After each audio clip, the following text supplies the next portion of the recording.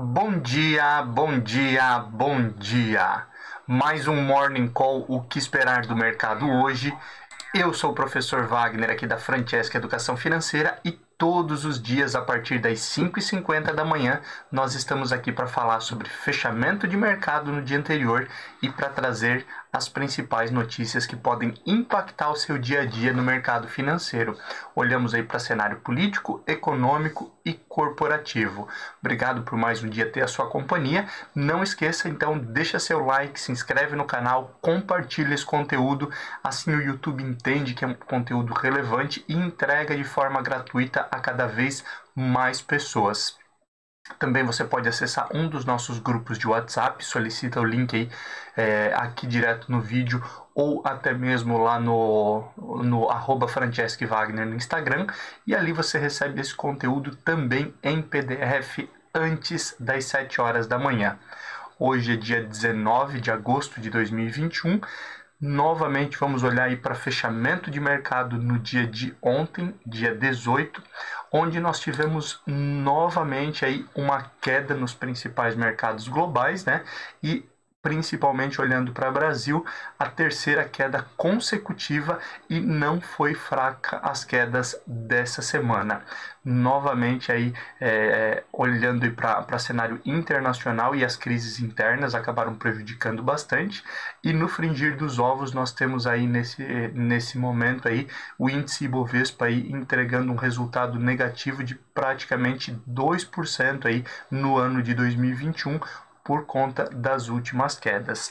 Além do risco fiscal, da crise política que nós já estamos vivendo, ontem também pesou ainda mais a questão da queda das commodities, onde nós tivemos aí forte queda no preço do petróleo, e também a influência da China sobre o preço do minério de ferro, fazendo com que ele despencasse ainda mais, e tudo isso acabou prejudicando ainda mais o cenário aí na Bolsa Brasileira, no índice Ibovespa no dia de ontem. No início da tarde, no período da tarde, aí, com bastante oscilação, nós tivemos aí um momento de um pouco mais de pressão sobre o índice após a divulgação da ata do FOMC lá nos Estados Unidos, que é semelhante ao nosso Copom aqui, né? E aí levaram a fortes quedas. A gente até fala um pouquinho mais sobre essa questão posteriormente.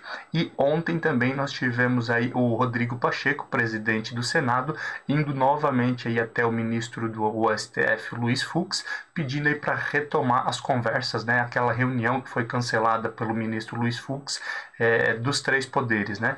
Câmara e Senado, juntamente com o presidente Jair Bolsonaro e o ministro do STF ali, falando sobre a discussão desses casos, e principalmente um dos argumentos utilizado por Pacheco foi para evitar que o radicalismo e o extremismo tomem conta do país, principalmente com tudo que tem acontecido e essa troca de farpas entre o presidente Jair Bolsonaro e ministros do STF.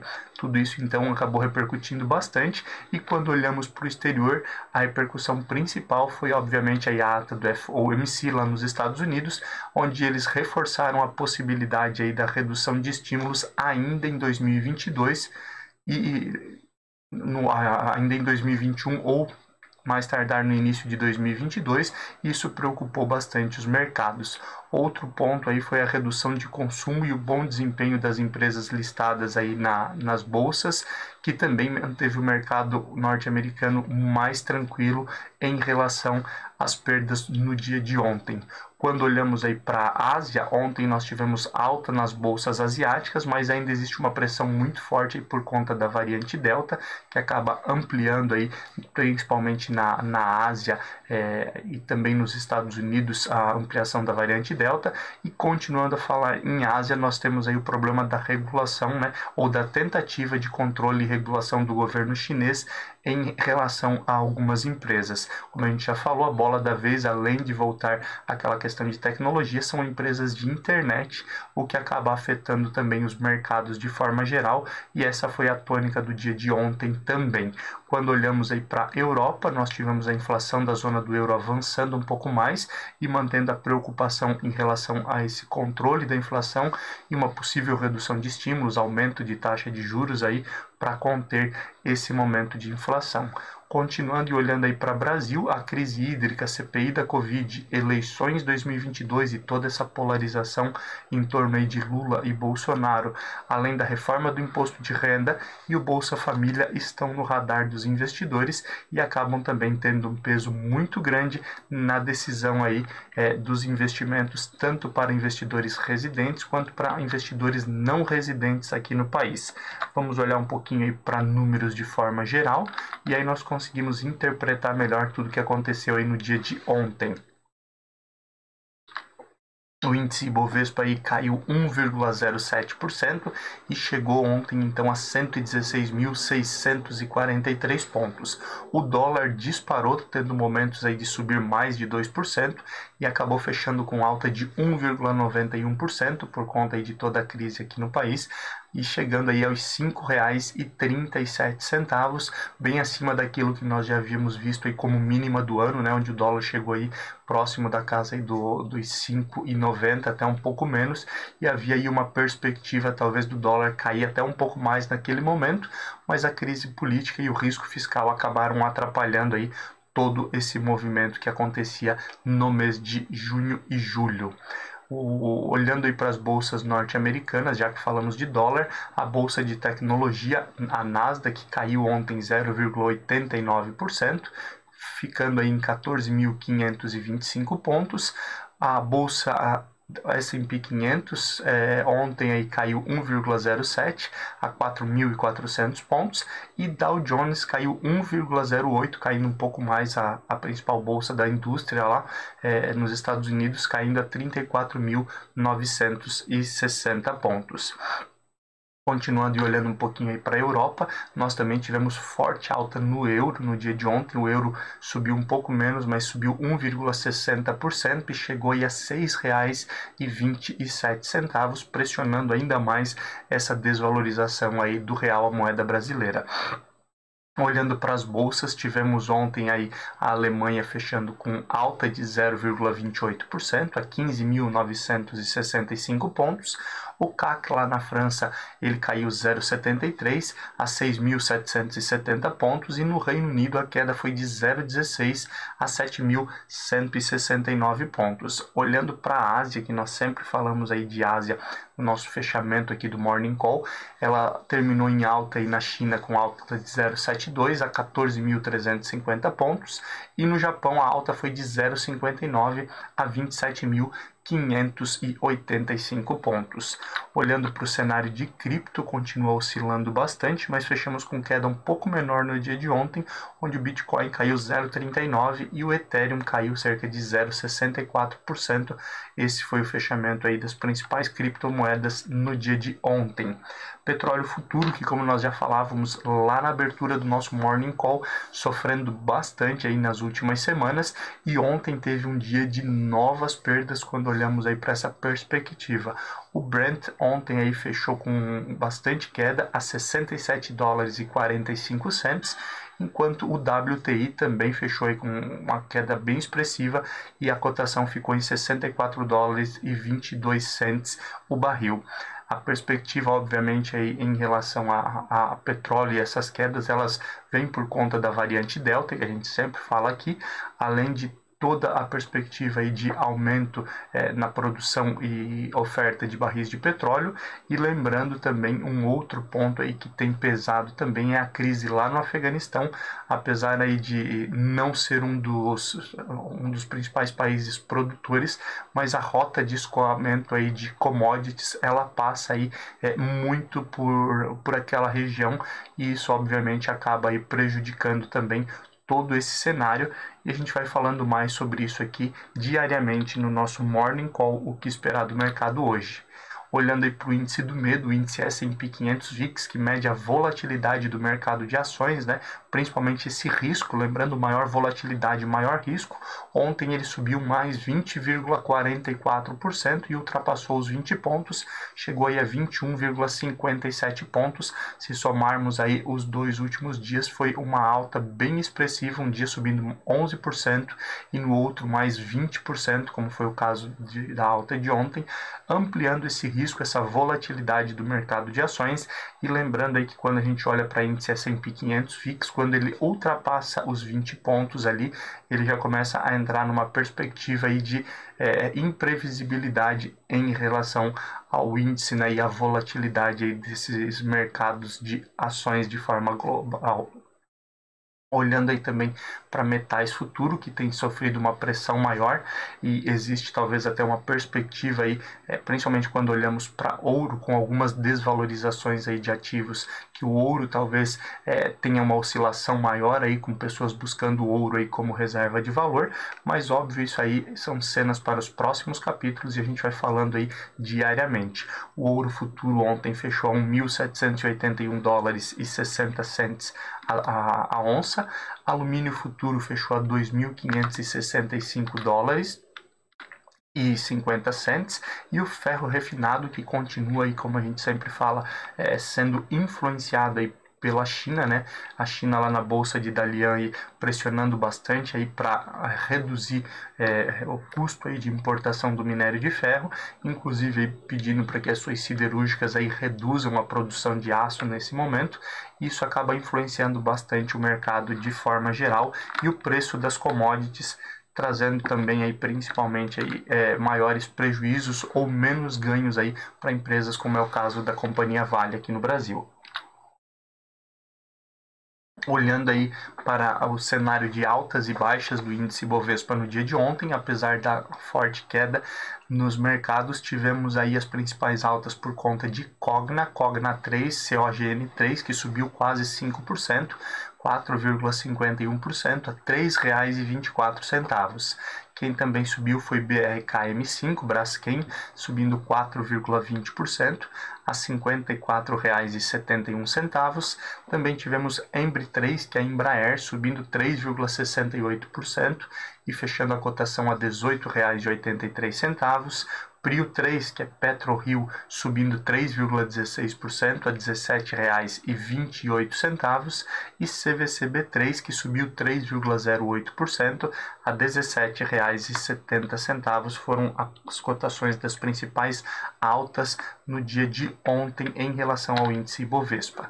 Já as principais baixas também tiveram um forte peso aí, com o GPA3 Ultrapar, que caiu quase 5%, 4,96%, e fechou em R$ 15,30. O Zimin 5 fechando aí a R$ 4,73. Aí a cotação em R$ 18,11, fechamento de ontem. KLBN11, Klabin, que fechou com queda aí de 3,85, perdão, o Zimin também queda, né? 3,85, a queda de Klabin, que fechou a R$ 24,22. BRAP 4 caindo 3,80% a R$ 66,98, Bradespar. E SBSP 3, que é Sabesp, que caiu ontem 3,53% e fechou o pregão a R$ 31,69. Essas foram as principais altas e baixas do índice no dia de ontem. Olhando aí para o mercado hoje, a perspectiva do que pode acontecer, não temos uma agenda de indicadores brasileiros aí que vale a pena ficar de olho, né? É uma semana um pouco mais tranquila nesse sentido. E quando olhamos aí para o exterior, hoje nós temos a divulgação aí dos pedidos contínuos e pedidos iniciais de seguro-desemprego lá nos Estados Unidos, que pode impactar novamente aí os mercados, e a gente fala um pouco mais sobre o impacto de alguns desses indicadores e principalmente da ata do FOMC daqui a pouquinho. Hoje também nós temos a divulgação da taxa de empréstimos lá na China, né? O Banco do Povo, né? O Banco Central Chinês definindo aí qual vai ser a taxa básica de juros, né? Como se fosse a nossa Selic. Então vale a pena ficar de olho nesse sentido. E temos também hoje a divulgação do índice de confiança do consumidor lá no Reino Unido, que também pode impactar bastante aí, olhando um pouco mais para o cenário Europa.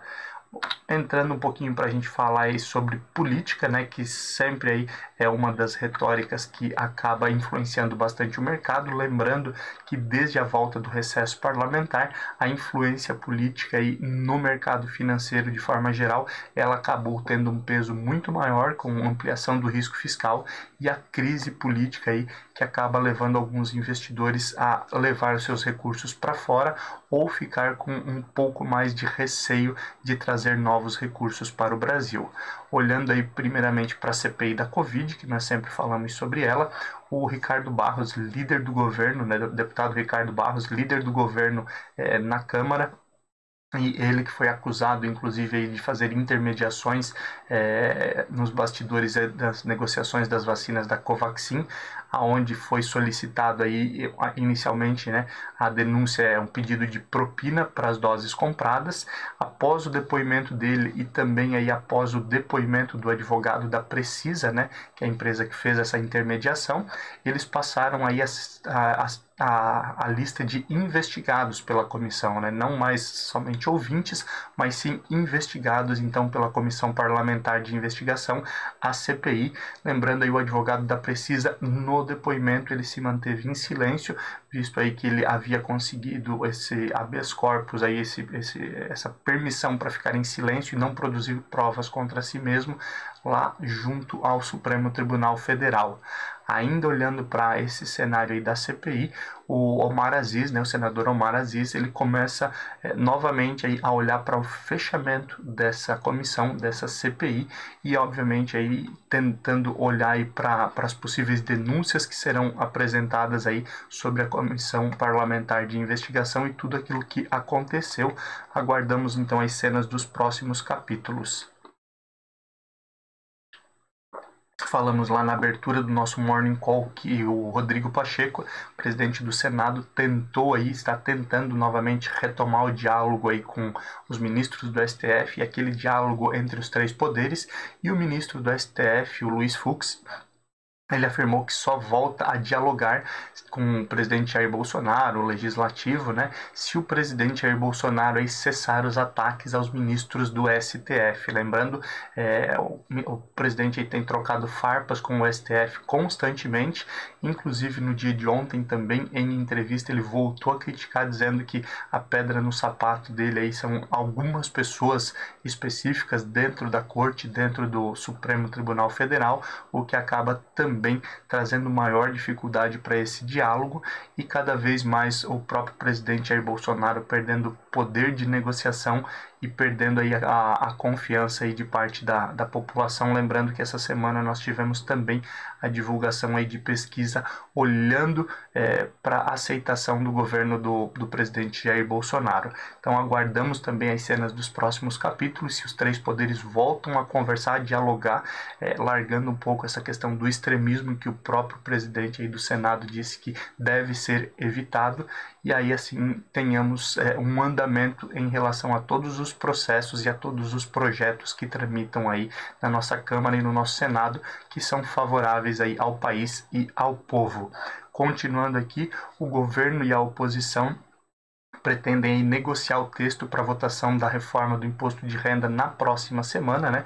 Nós tivemos aí já 3 cancelamentos, onde foi tirado da pauta a perspectiva aí de votar a reforma do imposto de renda, principalmente aí por falta de alinhamento na Câmara. E ontem nós tivemos aí o Celso Sabino, que é o relator, e também outras autoridades aí reunidos com representantes de alguns setores, né, que cobram bastante algumas mudanças em relação a essa reforma, principalmente a reforma do imposto de renda pessoa jurídica e também a questão aí da tributação de dividendos, né, quais serão as empresas ou os setores que talvez ficariam aí livres dessa tributação de dividendos. Além disso, a conversa trouxe também representantes aí dos estados e municípios para amenizar, lembrando que inicialmente o estudo apresentado aí, os estados e municípios que sofreriam mais em relação a essa arrecadação, uma redução da arrecadação com essa redução do imposto de renda pessoa jurídica. Depois dessa conversa, houve um alinhamento maior e nesse momento parece que oposição e governo já têm uma perspectiva aí de conseguir votar e chegar a um acordo aí para dar continuidade então na votação da reforma do imposto de renda, que deve acontecer somente na semana que vem, mas esse é um assunto que deve movimentar o mercado no dia de hoje. E alguns parlamentares vão até o STF e pedem uma investigação contra o Augusto Aras, que é o Procurador-Geral da República, lembrando que o STF apresentou notícia-crime contra o presidente Jair Bolsonaro aí por divulgação de algumas informações sigilosas aí nas suas lives. O Augusto Aras, que é da PGR, a Procuradoria-Geral da República, então não deu andamento, disse que não via ali como um problema, e aí alguns parlamentares, alguns senadores da oposição vão ao STF pedindo uma investigação contra a PGR, especificamente contra a pessoa do Augusto Aras, por não se manifestar aí e não dar andamento à investigação contra o presidente Jair Bolsonaro. Isso também pode movimentar o mercado no dia de hoje e nos próximos dias. Continuando aqui, vamos falar um pouquinho de economia. Esse é um ponto aí que pesou bastante no dia de ontem, olhando aí para a economia global, para mercados globais, e deve continuar assim, pelo menos no dia de hoje, até que os investidores comecem a digerir um pouco mais, principalmente a ata do FOMC lá nos Estados Unidos. Lembrando, o FOMC é basicamente o nosso Copom, eles se reuniram lá no mês de julho, e agora, no dia de ontem, aí foi então entregue a ata da reunião, aonde a perspectiva aí ela ficou dividida. Muitos membros do FOMC aí dizendo que o tapering, né, que é basicamente a redução de estímulos, deveria acontecer já no ano de 2021, ou seja, nos próximos meses, pegando aquela ideia ali, principalmente do diretor, do presidente do Fed, do Federal Reserve de Chicago, lá que ele disse que com o aumento da quantidade de empregos gerados e a economia andando lá nos Estados Unidos, no mês de setembro já poderia ser anunciada uma redução aí na recompra de títulos, que são aqueles 120 bilhões mensais que são comprados em títulos ali pelo governo norte-americano como estímulos à economia. E aí, no mês de outubro, já começar essa redução. Então, essa era uma perspectiva apoiada por boa parte aí dos membros do FOMC. Por outro lado, alguns outros membros acreditam aí, acreditam então que essa redução, esse tapering, né, que é a redução dessa recompra de títulos aí, ela deveria acontecer somente a partir de 2022, e isso aí traz uma perspectiva aí de menor estímulo econômico lá nos Estados Unidos e afeta então todos os mercados, como afetou a Bolsa Brasileira no dia de ontem, e deve trazer um grande peso no dia de hoje também, como eu disse, até que os investidores digiram um pouco melhor essas informações e deem continuidade aí às suas estratégias de investimento. Outro ponto importante aí quando a gente fala da ata do FOMC lá nos Estados Unidos foi que eles deixaram bem claro aí a perspectiva de aumento de juros somente posterior a toda essa redução de estímulos, né? Lembrando aí, a gente já falou sobre isso aqui, mas hoje aqueles 120 bilhões, eles são comprados aí cerca de 60% da recompra de títulos públicos e os outros 40 aí são títulos privados, a maioria deles aí títulos aí de hipotecas, né? Do setor imobiliário, e aí eles têm obviamente um risco maior, e esses são os principais estímulos aí que poderiam ser reduzidos então ainda em 2021, e o aumento da taxa de juros somente se a inflação continuar em alta, como é a perspectiva, né?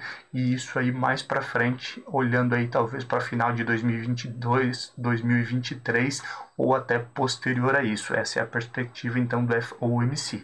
Outro ponto apresentado dentro da ata do FOMC é que o Fed, o Federal Reserve, Banco Central Norte-Americano, tem uma preocupação muito grande aí em relação à variante Delta e como ela vai impactar a retomada econômica, né? Lembrando, nós tivemos aí o próprio Jerome Powell, presidente do Federal Reserve lá nos Estados Unidos, em discurso essa semana falando que é difícil mensurar, medir aí o tamanho da variante Delta e o estrago que ela acaba causando na economia, e nós vivemos um momento aí em que os Estados Unidos estão começando a aplicar uma terceira dose de vacina em uma população aí que tem uma uma imunidade mais baixa do que o normal, e ainda vive-se nos Estados Unidos uma preocupação de boa parte da população ainda não ter ido ser contrária a tomar a segunda dose. Isso tudo acaba preocupando e ampliando os casos aí da variante Delta nos Estados Unidos e outros locais.